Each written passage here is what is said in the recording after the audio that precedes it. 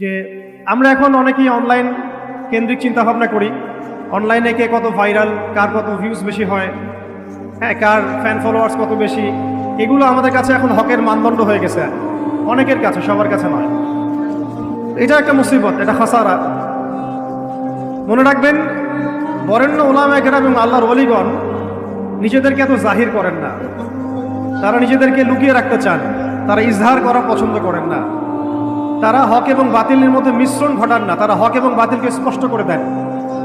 তারা পৃথিবীতে মজলুম হন, নিভৃতচারী হন।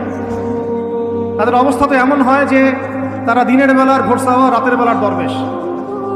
তো এই ব্যাপারে ইমাম মালিক রহমতুল্লাহ আলাইহির একটা কল আছে, জ্ঞান কারো কাছে আসে না, জ্ঞানের কাছে যেতে হয়।